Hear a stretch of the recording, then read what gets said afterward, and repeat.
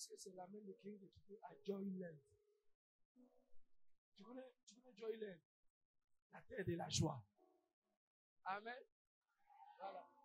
Au ciel, dans la présence de Dieu, il y a la joie.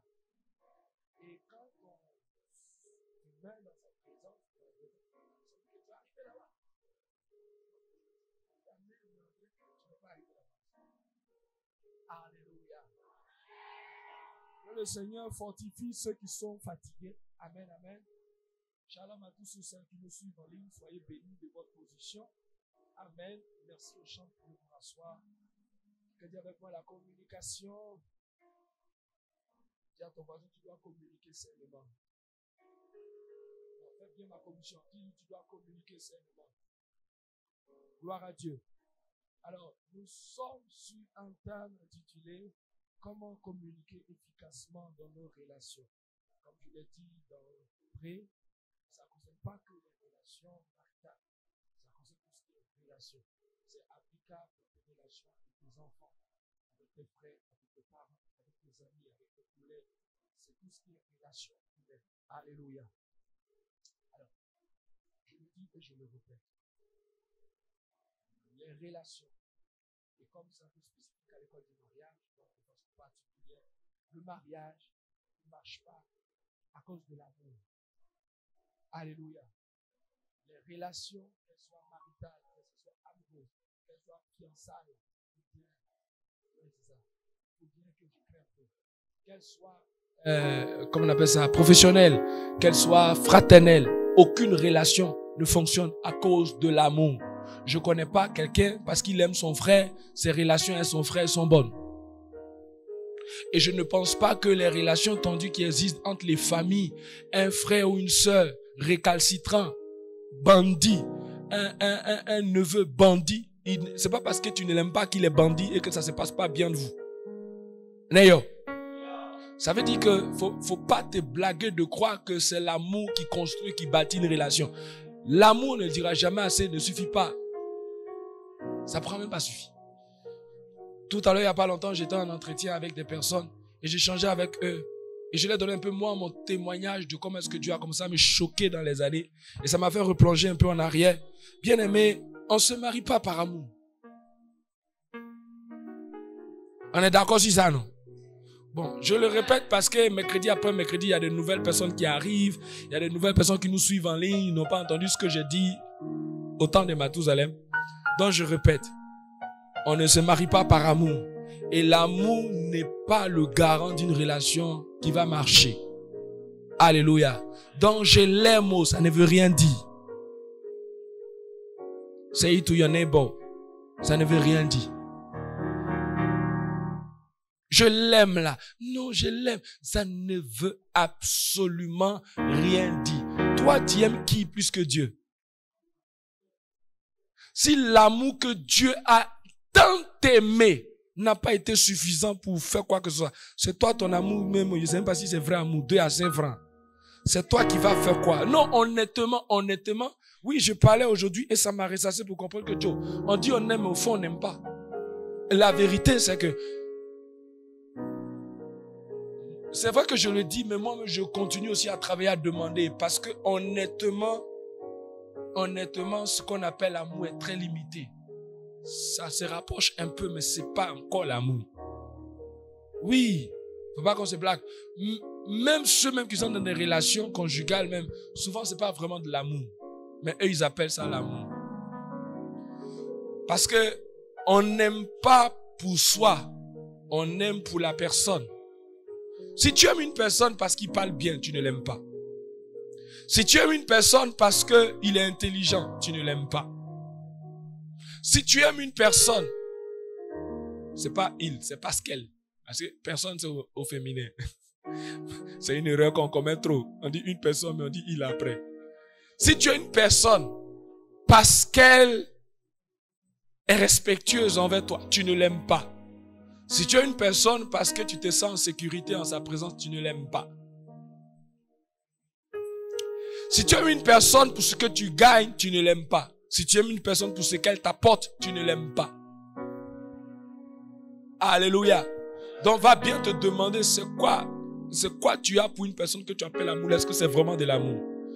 À l'époque, quand Dieu me parlait de ces choses-là, c'était toute ma philosophie sur l'amour qui se renversait. J'étais choqué. Aïe, il me parle de quoi? C'est parce que moi, on m'a toujours dit. Du coup, comment je peux aimer quelqu'un autant et tu me dis que je dois... On ne prend pas ça pour aller marier. On prend quoi pour aller marier alors? Et ce soir, tout à l'heure, quand je posais la question à ces personnes que j'étais en entretien, c'était 2 sœurs.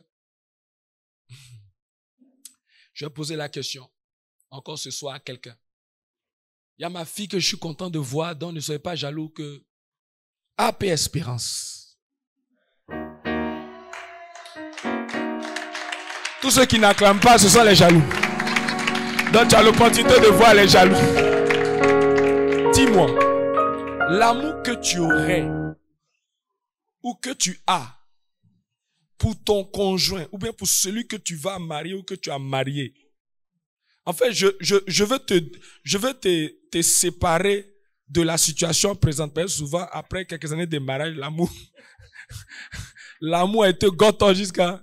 Donc, je te remets à l'état initial.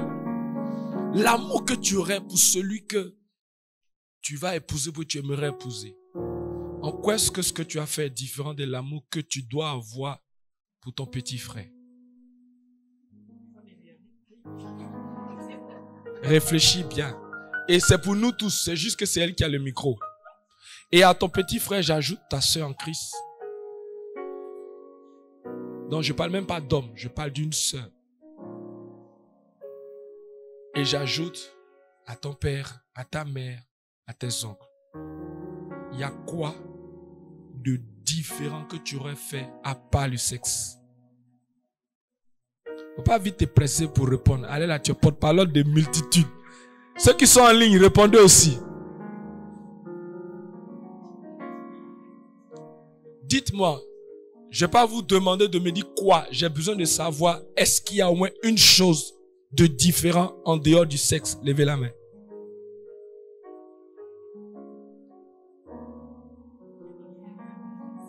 Activez le micro du dirigeant. De répéter la question. Ok. Des actes d'amour ou de ta façon d'aimer, hein, que tu feras envers celle que tu vas épouser. Il y a quoi de différent que tu ferais à cette personne qui est signe d'amour, sachant que tu dois aimer tout le monde, comme la Bible dit, aime ton prochain comme toi-même, aimez-vous les uns les autres, car cela on reconnaîtra que vous êtes mes disciples. Il va jusqu'à dire que celui qui n'a pas l'amour en lui n'est pas enfant de Dieu. Et qu'on n'est même pas Dieu. Le signe distinctif d'être enfant de Dieu, c'est l'amour. Maintenant, avec tout ce qu'on a décrit de l'amour, dans 1 Corinthiens, dans d'autres passages, dis-moi, il y a quoi de différent est-ce qu'il y a un amour, sa façon d'être qui est exclusif au conjoint, qu'on ne ferait pas pour les autres, à part le sexe? C'est bon, la question? Ok. Ceux qui sont ici, quelqu'un trouve quelque chose de différent? S'il y en a de différent, lève la main. Ok, donc il y a une personne qui trouve qu'il y a quelque chose de différent. Envoyez le micro là-bas. Mais viens répondre d'abord. Bon, ok, qu'elle répond? Hein? Dis, il y a quoi de différent?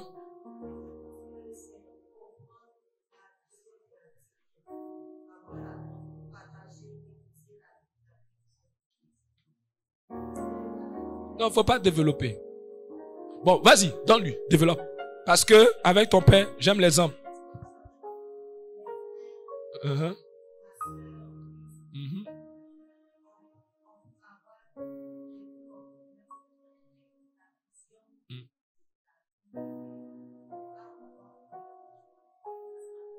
Donc, tu ne peux pas travailler dans une entreprise familiale. Tu ne peux pas développer, prendre la vision de ton père et courir avec. Non, tu ne peux pas dire si, parce que tu viens de dire non tout à l'heure. Ça veut dire qu'en fait aussi, non seulement pour ton père, mais tu ne peux même pas courir à la vision spirituelle de Dieu, ton père, et de ton pasteur. Tu ne peux pas t'associer à la vision de ton frère en Christ, même pas ton frère en Christ, ton frère biologique, qui a commencé une entreprise et prendre part avec lui dans cette vision pour l'aider à avancer. Ça veut dire aussi que ton père peut pas faire ça envers toi. Si tu as une vision en tant que sa fille, ton papa peut pas venir t'aider, t'accompagner dans ta vision et te courir avec dans ta vision, tel par exemple les pères de Serena Williams. Parce que c'est lui qui a formé ses filles au tennis. Et il a consacré toute sa vie pour mettre ses filles dans leur destinée. Est-ce que c'est sa femme? Donc qu'est-ce qu'il a fait? Il a été adultère.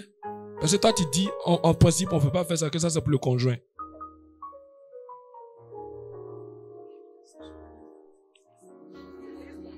Donc, voilà une différence, mais qui a été... Bon. Et il y a une autre... Faut pas avoir peur, comme pour elle, on a démonté, tu n'as pas dit pour toi. Si un enfant dit, en toute honnêteté, si tu as besoin de réflexion, je te laisse tout le temps de réfléchir. Mais je retiens que pour l'heure, il n'y en a pas. Alléluia. Ça voudrait donc dire que sur la base de quoi donc tu maries quelqu'un? Luc, sur la base de quoi tu maries quelqu'un?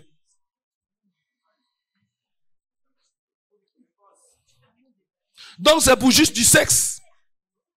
Parce que c'est la seule chose qui te différencie.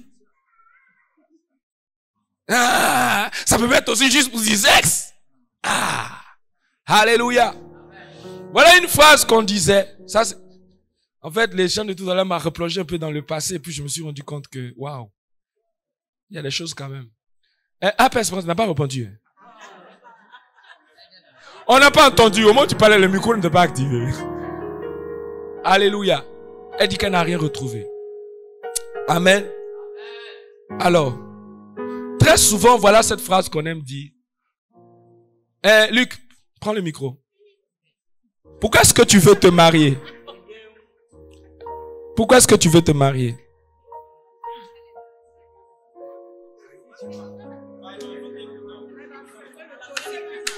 Mais les influenceurs, pas les seuls. Donc parle. Le temps que tu prends pour dire j'ai pas encore parlé là, faut parler. Mais les seuls, ils disent quoi? Oui. Augmentez son micro s'il vous plaît. Pourquoi? Micro, on n'entend pas ce qu'il dit. Mais qu'est-ce que vous nous faites là? Amen. Parle fort. Voilà, par rapport à ce que je veux atteindre, par rapport à mes objectifs, je vois que j'ai besoin de quelqu'un pour atteindre cet objectif-là.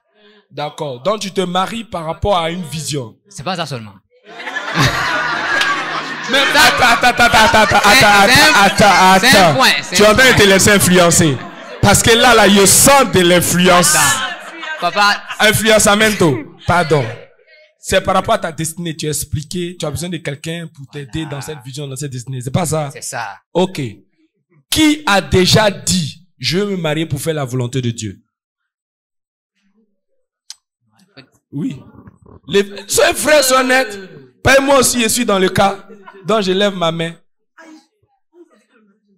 Oui, qui s'est déjà dit, non, je veux me marier pour entrer dans la volonté de Dieu. Pour faire la volonté de Dieu. Qui? Levez la main. Surtout vous qui êtes déjà mariés là. Alléluia. Il y a des années en arrière, honnêtement, c'est ce qu'on nous avait enseigné. Et moi, c'est dans cette dynamique-là, j'ai toujours, Seigneur, je veux me marier pour faire ta volonté. Parce que pour moi, se marier, c'est entrer dans la volonté de Dieu. Si tu es d'accord avec moi, dis Amen.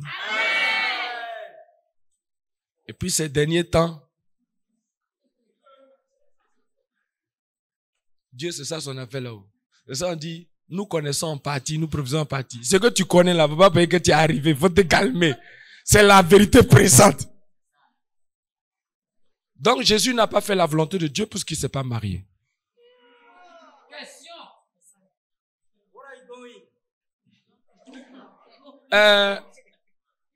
Ok, il y a quelqu'un qui veut le micro. Donnez-lui le micro.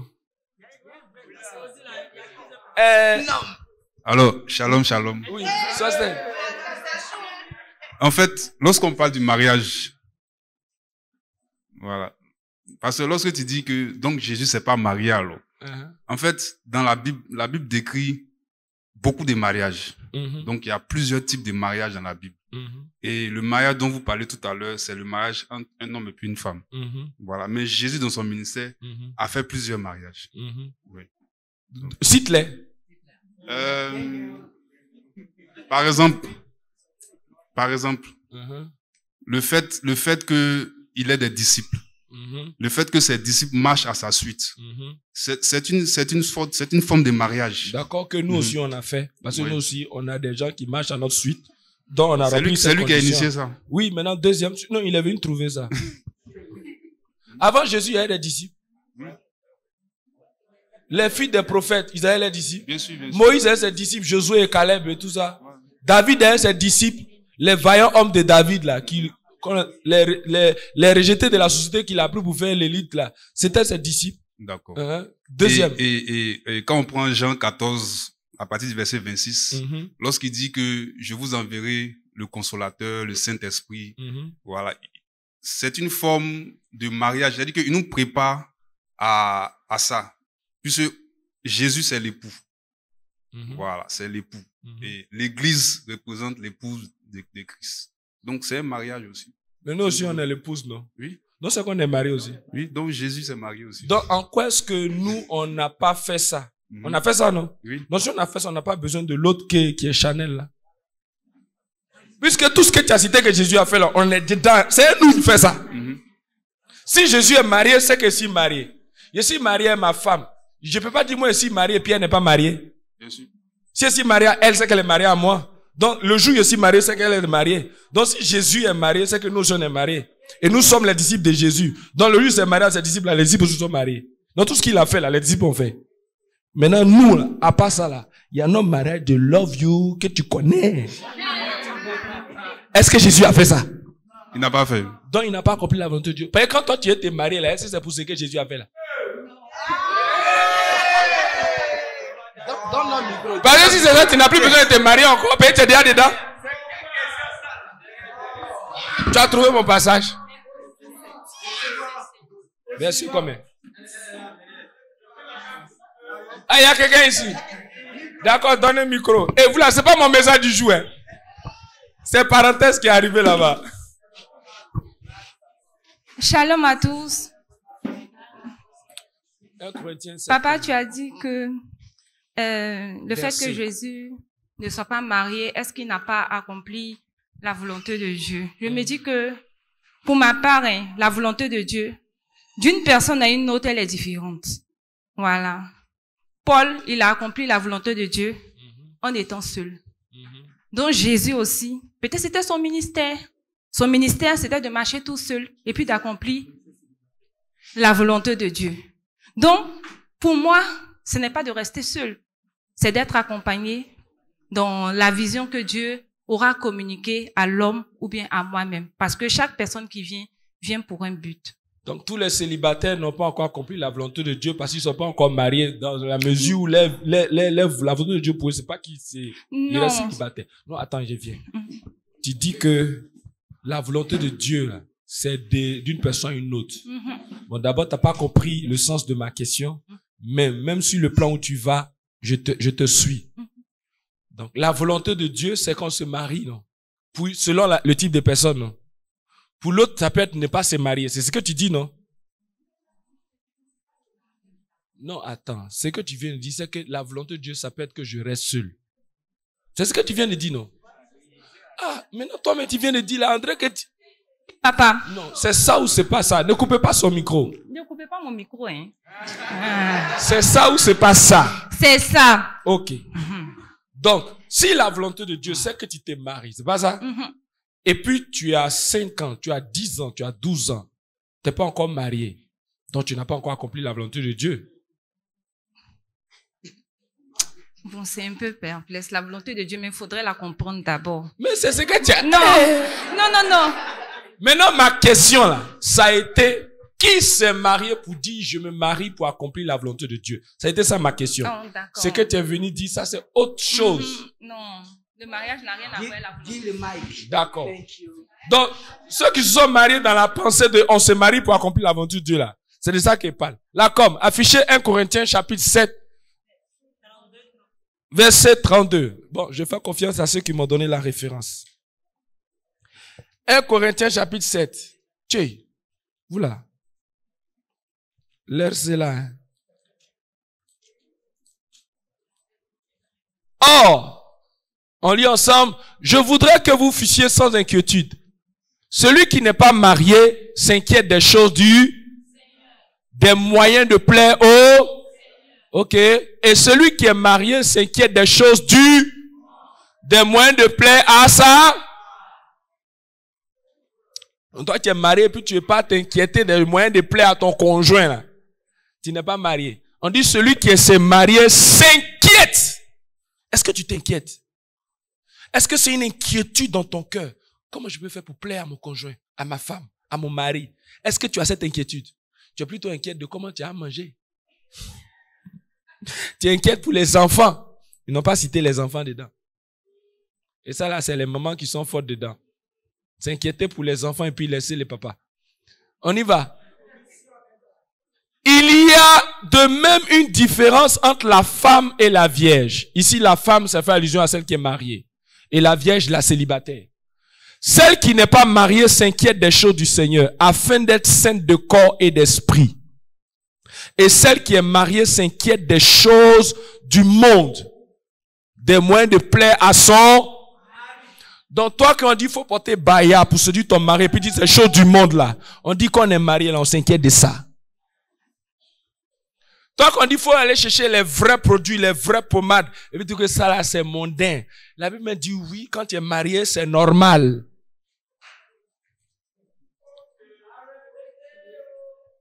Toi qui ne cherches pas les vraies astuces, et puis non, ok. On y va. Là, comme avancé, 35. J'ai dit cela, c'est dans ton intérêt. Ce n'est pas pour vous prendre au piège, c'est pour vous porter à ce qui est bienséant et propre à vous attacher au Seigneur sans. Ça veut dire que tu ne peux pas être marié et puis faire bien la chose et puis ne pas sentir qu'à un moment donné, ça te distrait un peu. Oh, il y a des gens, ils sont trop spirituels. Oh, il faut je dois m'occuper des choses. Il faut qu'on aille à la prière. Oh, c'est pourquoi la Bible dit, ne vous priez pas l'un de l'autre. Si ce n'est d'un commun accord. Et puis après, vaquer à la prière. Ça veut dire que prière et puis ça ne va pas ensemble. Ah, mais c'est pas ce que le verset dit. Il dit, si ce n'est d'un commun accord pour vaquer à la prière, puis revenez ensemble. Ça veut dire que tu dois faire ça. Et puis après, on dit, bon, attends, on fait pause, on va aller faire prier un peu, hein. Et puis quand on finit de faire prier un peu, on dit, bon, on retourne. Maintenant, celui qui n'est pas marié là, lui, il reste dans prière. Mais celui qui est marié là, il fait comme ça. Maintenant, il y a des gens qui sont célibataires, prière. Et ils veulent se marier, venir dans prière encore. Faut repartir où tu es quitté là. Si quelqu'un regarde comme déshonorant pour sa fille de dépasser l'âge nubile et comme nécessaire de la marier, qu'il fasse ce qu'il veut. Il ne pêche qu'il la. Quand c'est mari, c'est pas un péché. Maintenant, il y a la suite. Mais celui qui a pris une ferme résolution sans contrainte et avec l'exercice de sa propre volonté, avec l'exercice de quoi? Est-ce qu'on a dit, le Seigneur m'a dit, arrête de mettre tout sur le Seigneur. Et qui a décidé en son cœur de garder sa fille vierge, celui-là fait bien. On y va? Ainsi, celui qui marie sa fille fait bien. Et celui qui ne la marie pas. Donc, qu'est-ce qui est mieux? Donc, en quoi est-ce que mariage est mieux que? Donc, entre célibataire et puis marié, qui fait mieux la volonté de Dieu?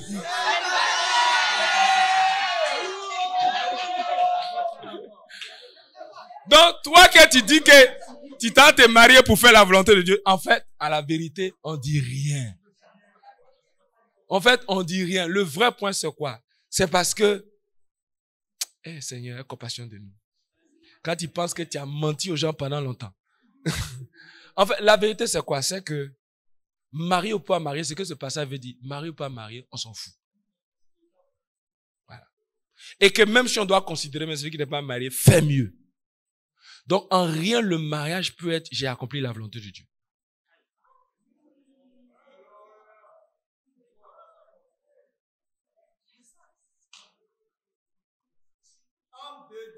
Le mariage est une chose que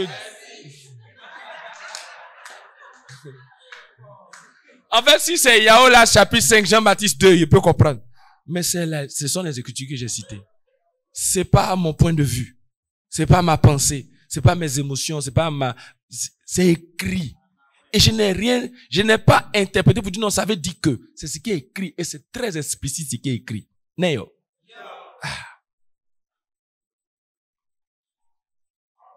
Donc, Paul même là, l'histoire raconte qu'il était marié avant. Je connais pas les conditions, je sais pas qu'est-ce qu'il a fait puis après, s'il a laissé sa femme ou bien qu'est-ce qui s'est passé. Mais Paul n'était pas tout le temps célibataire. Paul était marié avant. Parce que pour ce qu'il a été dans l'école de Gamaliel là, tu peux pas entrer là-bas si t'es pas un homme marié. Mais chez eux, c'est le minimum pour montrer que tu es un homme responsable. Faut qu'il soit marié. Maintenant, peut-être que sa foi chrétienne qu'il a embrassée, ou bien la vision de sa destinée était plus compatible, et puis elle est partie. Ça, je n'ai pas trop de détails parce que la Bible ne dit rien. Donc, c'est peut-être des faits historiques rapportés qu'on pourra dire. Mais j'ai pas encore trop poussé sur ce côté. Mais en réalité, Paul a été marié. Amen. Il va même jusqu'à dire, il y a des gens qui sont rendus eunuques pour le royaume. Et dans ce passage, il dit que quelqu'un peut décider. C'est pas une affaire de Dieu m'a dit. Ça veut dire que arrêtez de mettre aussi la pression sur les gens, tu te maries quand? Les mamans, arrêtez de mettre la pression sur vos filles. Depuis là, tu es à la maison ici, mais tu ne te maries pas. Mais tous les hommes qui viennent là, tu dis, tu faut te marier. Et puis quand quelqu'un n'est pas marié, André, il a l'esprit de célibat. Regardez les trucs comme ça. On dit lui-même qui n'est pas marié, il fait mieux. Si tu savais que souvent les mariés ont envie de redevenir célibataires. Si on est honnête, demande-nous, on te dit. Amen. Ça ne veut pas dire ne te marie pas, le mariage est chic. Il y a quelqu'un qui dit il y a du feu dedans. C'est quel feu? C'est le feu de Pentecôte ou bien c'est le feu de la finesse à donner? Alléluia. Alors, donc, en fait, ça c'était juste une introduction pour dire en fait que ça n'a rien à voir avec mon message du jour. Voilà. Pour dire en fait qu'il y a certaines approches sur la question du mariage qui font lever son esprit. Et j'avais commencé par dire en fait qu'on ne se marie pas par amour. Et l'amour en rien ne peut faire réussir une relation. Dieu nous aime nous tous. Mais il continue d'avoir des bandits, des méchants, des blasphémateurs. Mais pourtant Dieu les aime. Alléluia. Est-ce que l'amour a changé quelqu'un? Bon, toi-même, Dieu t'aime là, est-ce que tu as changé de vie? Maintenant, pourquoi tu penses que c'est peut-être tu aimes quelqu'un, la prière, il va changer? Il y a des missions que souvent nous les chrétiens, on se donne. Je me rends que souvent, on était un peu trop zélés. On croit qu'on peut tout. Non, sauf qu'on ne comprend pas bien les Écritures. Amen. On ne comprend pas bien les Écritures. Par exemple, comme on vient de le montrer, il n'y a rien que tu dois faire comme preuve d'amour de différent à part le sexe. C'est pas ça? Ça veut dire que dans la pratique, si on veut regarder ça, tu peux marier tout le monde. Or, tu peux pas marier tout le monde. Or, tu peux pas marier tout le monde. Parce que tu te marierais donc pour un objectif précis. Et c'est quoi l'objectif? L'accomplissement de ta destinée. Et tu peux pas aller avec tout le monde dans ta destinée. Oui, c'est ce qu'il dit dans 1 Corinthiens 6. Il dit, ne vous mettez pas sous un joug étranger. Viens avec ce bois-là, s'il te plaît. Luc, viens. Bon.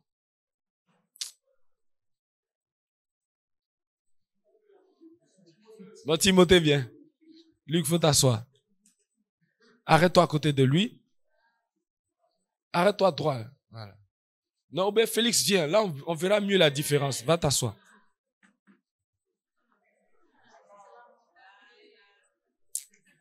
C'est quoi ce passage? Louis II a traduit, ne vous mettez pas sous un joug étranger avec les infidèles. Ça, c'est la traduction de Louis II. Et ça nous fait penser tout de suite aux païens, quand on lit ce passage. Ce qui a ouvert mon esprit, je crois, c'est l'année dernière, j'écoutais des chrétiens américains que je suis, si je crois TikTok, où ils ont commencé à expliquer depuis leur cheminement jusqu'à l'organisation de leur mariage. En tout cas, une belle histoire. Et j'ai vu que dans les points de méditation, ils ont cité certains versets. Et ce verset-là, quand ils l'ont cité, j'ai vu que la version anglaise, c'est différent de ce que lui second dit. En anglais, on dit, ne te mets pas sous un joug inégal. Donc, c'est pas trop une affaire des païens d'abord. C'est vrai, païen même ça, c'est tout de suite d'office. Mais ça concerne aussi une affaire de, même entre chrétiens, tu dois pas te mettre sous un joug inégal. Le joug, c'est ce qu'on met sur son épaule. Ça veut dire quoi? Attrape. Mets sur ton épaule. Non? Mets sur ton épaule. Pourquoi tu abaisses? Ça doit être droit, équilibré. Le joug inégal, c'est l'équilibre. Quand on parle d'inégalité, si la barre penche, ça veut dire qu'il y a une égalité de poids. N'est-ce pas? Hein? Ce qui est bas est plus lourd. Et ce qui est haut est plus léger. C'est pas ça? Donc, pourquoi on dit un joug égal? Ça veut dire que c'est à poids égal, à force égale. Donc, ici, c'est juste pour illustrer, hein. C'est pas qu'il est question de taille pour de taille. Mais tu vois, le joug, c'est ce qu'on porte sur le pôle. Et ça m'a fait comprendre aussi pourquoi, même physiquement, la plupart des mariages qu'on montre, les maris ont même taille.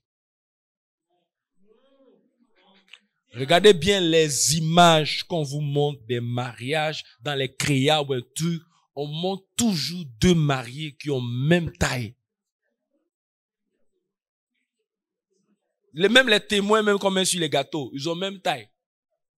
Est-ce que tous ceux qui se marient là, ils ont même taille? Mais pourquoi il n'y a pas de témoin un coup et un grand? En fait, physiquement, ça vient te montrer ce qui doit être spirituellement et psychologiquement. Vous devez avoir la même taille. Vous devez avoir la même vision. Vous devez avoir le même coffre, le même bagage. Il ne doit pas avoir un pleureur et puis un champion. C'est un joug inégal. Il ne doit pas avoir un mature spirituel et un immature. Le problème, c'est qu'on va dire que comme nous deux, on croit en Christ, c'est pas grave. Moi, j'ai 20 ans d'ancienneté, mais lui, c'est un nouveau chrétien. Le plus important, c'est qu'il croit en Christ. Non! Joug inégal. Vous n'avez pas les mêmes fardeaux, vous n'avez pas le même bagage spirituel. Ancien converti ne marie pas une nouvelle sœur qui vient d'arriver. Sœur, assise longtemps dans la foi, ne marie pas un nouveau frère. C'est moi qui te dis ça. Maintenant, après, tu peux faire ce que tu veux. D'accord. Il dit, ne vous mettez pas sur un joug inégal. Tu vois? Ici, ce qui va se passer. Dans les relations où le joug est inégal, et qu'on va sur la base, on aime le Seigneur. Si lui, ça doit être à son épaule, qu'est-ce qu'il doit faire? Il va faire quoi? Non, il va pas se tirer. Il va être suspendu. Ah, montre comment il va se tirer, comment? Il va être suspendu. C'est pas ça? Ok. Maintenant, si lui, il est suspendu, ça veut dire que qui prend tout le poids? C'est lui. Et ça, on voit ce que ça peut donner. On n'aime pas commencer à dire, hey, c'est comme ça, il y a des mariages quand Dieu nous voit, Dieu le fait, hey, où vous partez là? Mais il voit déjà qu'il y a un qui a porté le poids de l'autre. Ou bien, abaisse-toi pour que ça arrive sur son... Et puis marcher. À la vérité, il y a des couples comme ça. Un est obligé de s'abaisser parce que son redressement suspend l'autre. Et quand l'autre est perdu, l'autre flotte, c'est lui qui porte tout le poids. Et comme il ne peut pas porter le poids aussi, il s'abaisse. Sauf que avancé, il est devenu bongo. Tu vois? Sauf que abaisser, ça le déforme. Il a été créé pour être droit. Mais ça déforme sa posture, ça déforme ton ministère, ça déforme ton appel, ça déforme ta destinée, ça déforme qui tu es. Et beaucoup d'hommes ont été déformés au travers des relations. C'était une personne joviale, bien, et puis dans la relation, il est devenu... C'était une personne pleine de rêves, et puis dans la relation, là, tout est. C'était une relation bien. Une personne bien dans la relation de l'homme. Tellement on l'a habitué à traumatiser et à crier. C'était une personne douce. Mais tellement, on l'a comme ça. Allez-y. Tu vois, le problème, c'est qu'on est obligé d'essayer ce... Il y a comment il marche aussi. Montrez les caméras, ne me montrez pas. Venez, venez, venez. Tu vois, ce type de relation-là, il y a un qui est à l'aise. Tu vois, il y a un qui est à l'aise, il y a un qui est coincé. Si lui veut se redresser aussi, ça devient problème. C'est comme s'il y a un qui se sent trop tiré. Il y a un qui dit, non, il me fait courir. Non, il est trop exigeant, elle est trop exigeante. Non, il demande trop, elle demande trop. En fait, il y a un qui se sent trop tiré dans ses limites. Ça l'épuise. Et tu vois, celui qui va vouloir se redresser, il va trouver que, non, tu es trop ceci, tu es trop cela, tu es trop. L'autre aussi va dire, ah, toi aussi, mais il faut me permettre de... Donc, lui va vouloir s'abaisser. La vérité, qui est bon, qui est mauvais? Personne. C'est juste que c'est pas le bon match. Donc, le problème, c'est que quand on comprend pas ces choses, quand le palabre arrive là, toi, eux-mêmes, ils n'ont pas compris, donc eux-mêmes, ils jugent mal la situation. Donc, lui va attaquer celui-là. Ah, toujours à cause de toi, moi, je suis obligé de m'abaisser. Faut grandir aussi. Hein? Mais il n'est pas fait pour être grand. C'est sa taille qui est là.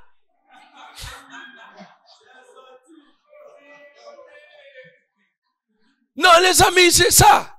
Écoutez, il y avait combien de disciples avec Jésus? Tu as entendu parler de Jacques?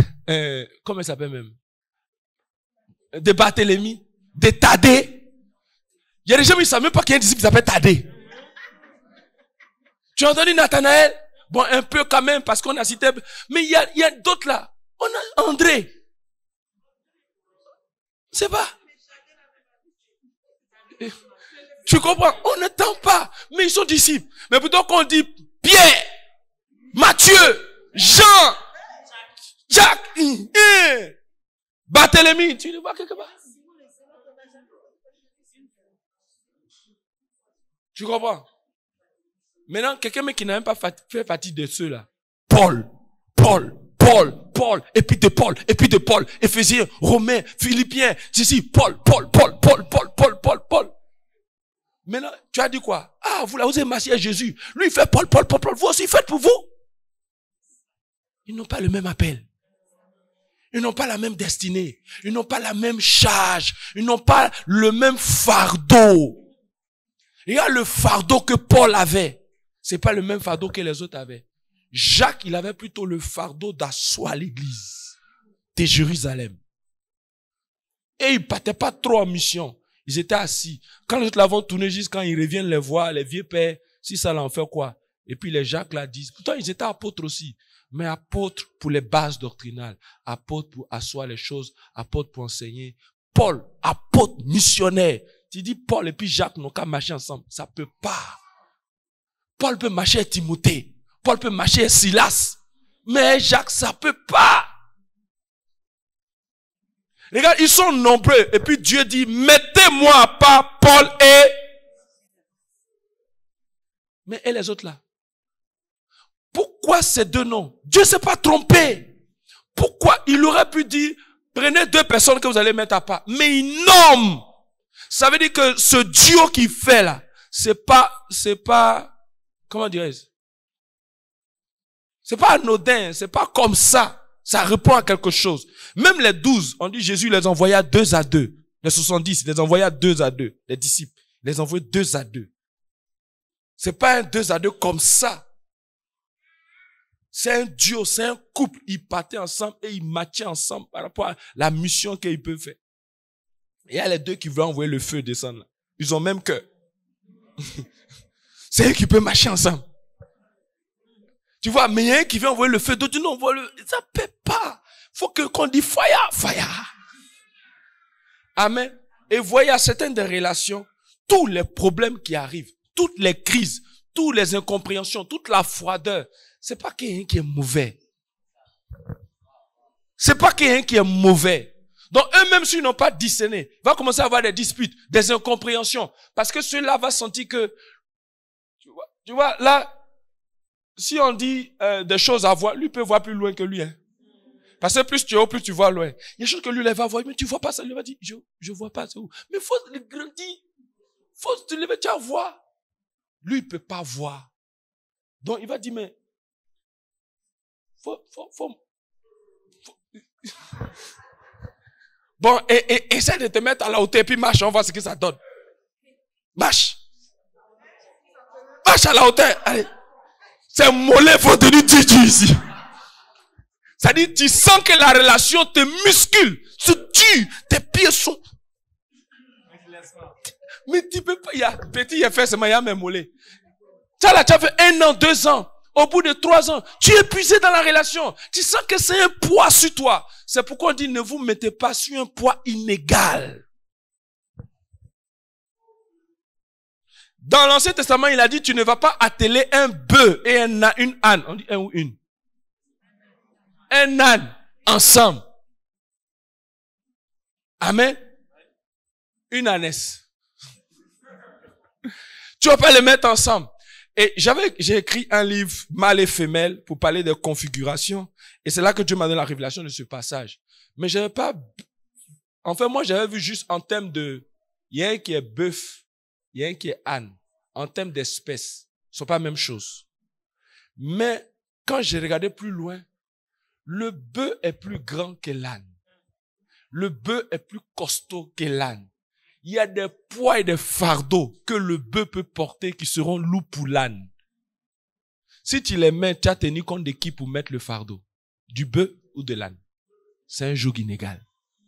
Et déjà dans l'Ancien Testament, c'est ce que Dieu disait. Et c'est cette révélation que Paul avait, qui lui avait dit, ne vous mettez pas sous un joug inégal. Dieu montre déjà que même en père avec qui on travaille, on ne prend pas bœuf et puis âne. On prend bœuf et puis bœuf, âne et puis âne. Mais est-ce que âne a problème?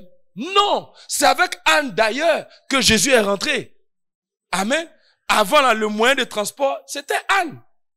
Marie était sur âne. Et puis Joseph était à pied, il partait. Il disait âne. Même Balaam, le prophète, c'était son âne qui les conduisait. Amen. Le prophète Élisée, quand on l'appelait au ministère, il avait 12 paires de bœufs. C'était uniquement des bœufs qui travaillaient dans le champ. Donc tu ne peux pas travailler dans le champ de ta destinée. Toi tu es bœuf et puis tu prends âne. Ou bien tu es âne et puis tu prends bœuf. Non, comme moi ici, petit laïen prend bœuf, là il est costaud. Et c'est comme ça. Tu es nouveau chrétien. C'est toi qui es marié, les vieux pères. Souvent tu viens avant, tu étais marié pasteur.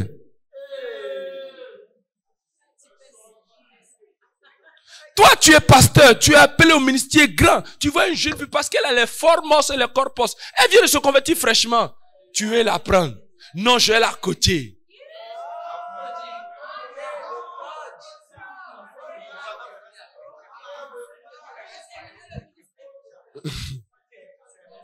Donc, tu vois, quand elle va venir dans le ministère, elle sera attirée par lui. Mais tu dois faire ceci, tu dois faire cela. J'attends ça de tu. S'il n'a pas le discernement, il va pas savoir que, en fait, c'est pas qu'elle est mauvaise.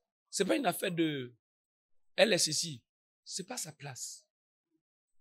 Et s'il comprend ça, il doit juste arrêter de la blâmer, arrêter de ceci. Elle aussi, elle doit arrêter de dire, il est mauvais. Dès le départ, là, il n'y a pas eu bon casting. Comme un en orange et puis, et puis un qui est en bas, l'autre en haut. Non, oui, spirituellement, c'est comme ça se manifeste. Et vous voyez le joug là. Est-ce que, dites-moi, tes prières peuvent faire qu'il va grandir?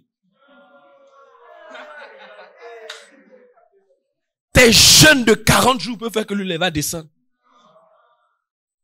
Donc c'est une prière voie à l'échec. Dieu va jamais t'exaucer.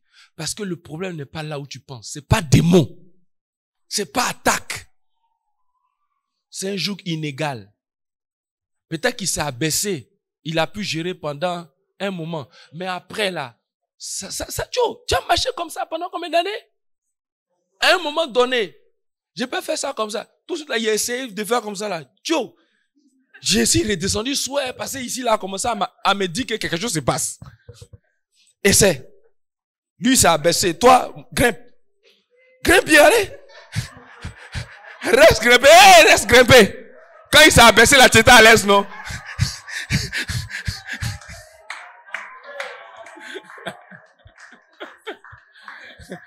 Tu vois, souffrance.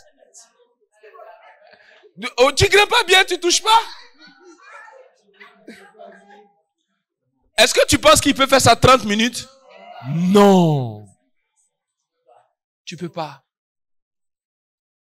Amen. Et non seulement il va jamais y arriver, mais tous ces efforts qu'il a fait là, zéro. Donc il revient s'asseoir frustré. Mais j'ai fait tout ça là pour à la fin, zéro. Et c'est la partie du film qui me fait un peu mal. Où en fait, tu avais une vision des choses, tu te bats, espérant que, oh, c'était une bataille perdue d'avance. C'était juste une question de temps. Pour le moment, tu arrives à tenir. Mais va arriver un temps où tu seras à bout de souffle. Tu ne pourras plus. Maintenant, ce sur quoi, par contre, je prie pour toi, c'est que tu lises bien la situation au lieu de blâmer l'autre. Au lieu de te victimiser, au lieu de dire que c'est l'autre qui est le méchant, au lieu de dire que les démons m'attaquent, il faut plutôt bien lire la situation et comprendre que ce n'est ni l'un ni l'autre. Luc, come here. Félix, mettez-vous ensemble. Marchez. Marchez, marchez. Tu vois qu'ils sont au l'aise, non? Tranquille. Viens. En fait, souvent, c'est substitution il faut faire.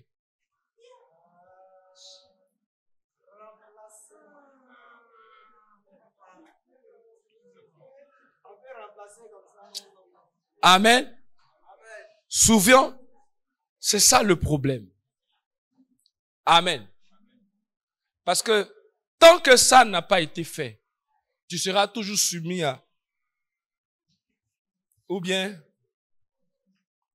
Maintenant, c'est la partie du film où c'est pas moyen te dit de faire. C'est la partie du film aussi, c'est pas Dieu qui avait te dit de faire. C'est la partie du film où c'est pas quelqu'un qui avait te dit de faire. Et c'est la partie du film aussi qui est difficile à faire. Très difficile à faire. C'est la partie du film où, pour pouvoir le faire, c'est pas du cran il faut. Il faut être vraiment passionné de sa destinée et de son bien-être. Parce que être courbé, ça touche ton bien-être et ça touche tes bonnes conditions pour accomplir ta destinée. Ça te déforme. Amen, amen. En fait, c'est quoi? C'est que faut pas qu'on se leurre, que ce soit dans l'église comme dehors. La notion de la séparation est une chose que l'église fuit, mais qui est là toujours devant nous. C'est vrai que c'est un sujet très, très, très sensible, qui demande beaucoup de maturité. Mais quand on veut l'aborder, quand on veut pas l'aborder, les faits sont là devant nous. On fait juste la politique de l'autruche, mais on continue de subir les conséquences, que ce soit dans l'église comme dehors. Et aujourd'hui, les statistiques montrent que dans l'église, ça grimpe le plus. Pourquoi ça grimpe le plus? C'est parce qu'on ne veut pas se dire la vérité. Moi, je ne dirais pas la vérité quand c'est gâté, mais la vérité de qu'est-ce qu'il faut faire pour ne pas arriver là. On se blague derrière le mariage. Faut te marier. Mais tu fais quoi depuis là? C'est pas ça la vérité. On a déifié le mariage. Les gens courent après le mariage. Et puis maintenant, après, on se retrouve dans les problèmes. Il faut dire la vérité. C'est-à-dire, il faut exposer concrètement les choses. Prendre le temps d'enseigner. Hey, ne vous pressez pas. Il y a beaucoup de choses qui rentrent en ligne de compte qu'il faut connaître. Il y a la personne de se connaître, son identité. Il y a la guérison de ton âme, tout ça. Avant de dire, il faut effrayer les gens un peu sur le mariage. Ça fait partie de la vérité. Sans montrer ça comme quelque chose qui n'est pas bien, mais quelque chose dessus qui ne fait pas bien là. Voilà ce à quoi tu dois t'exposer. Et frère, ça touche tout le monde.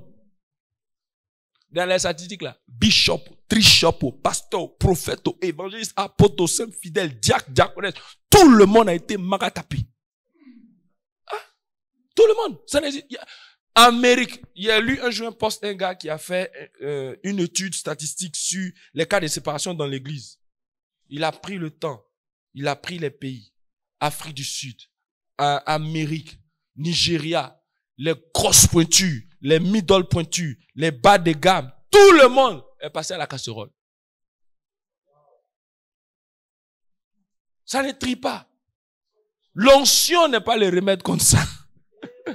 Donc toi que tu penses que tu es une femme de prière, tu es un homme de prière, tu es exempt, tu te trompes. Il n'y a pas prière là-bas. Là-bas, là. faut être enseigné, faut être instruit. C'est pourquoi il faut avoir beaucoup d'humilité. Et vous qui n'êtes pas encore mariés, écoutez ceux qui sont mariés. Et j'ai envie de dire, écoutez le plus ceux qui ont déjà tapé poteau. Cette sagesse-là, c'est mon précédent patron qui m'a dit ça. Le pasteur, bon, je laisse.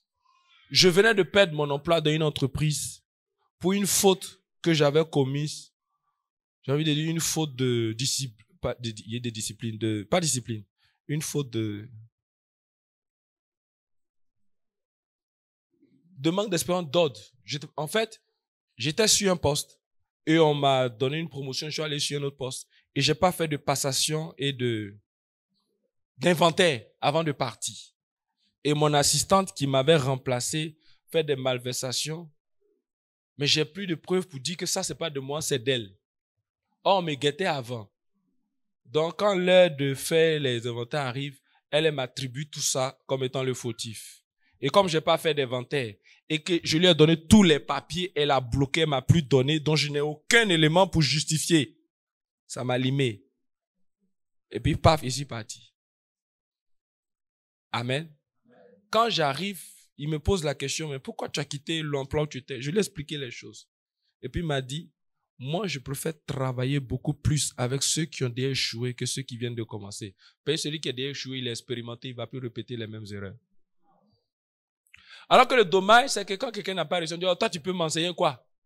Tu n'as pas réussi. Justement, il sait ce qu'il a fait, puis ça n'a pas marché. C'est lui qui est bien placé. Et j'ai envie de dire à ceux qui ont échoué, une fois, ce n'est pas un échec pour toujours. Mais ne pensez pas que ça vous disqualifie. C'est vous-même qui êtes les plus qualifiés à enseigner les autres. Et tu vas te servir de tes expériences vécues pour dire, ma fille, voilà ce que j'ai fait qui m'a fait perdre. Mon frère, voilà ce que j'ai fait et puis j'ai perdu ma femme. Tu es le plus qualifié. Non, faut pas te dire, moi, il n'y a pas marché là, qu'est-ce que je peux dire aux gens? Moi, on n'a pas marché. Non, c'est toi-même qui peux dire aux gens. C'est pour toi qui as échoué. Sinon, Pierre allait c'était, mais il a régné Jésus.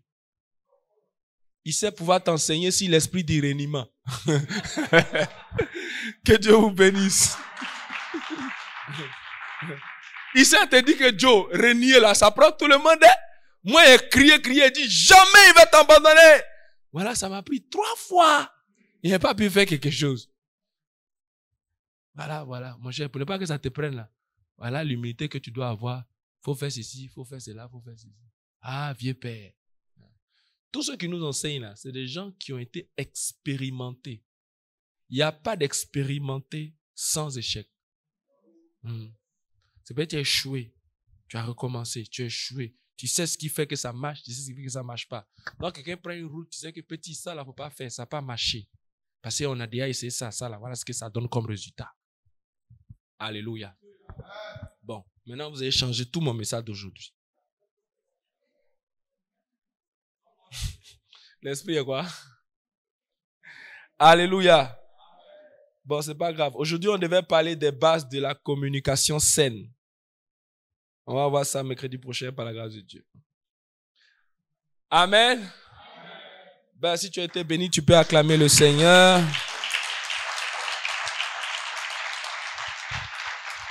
On va se tenir debout et on va prier.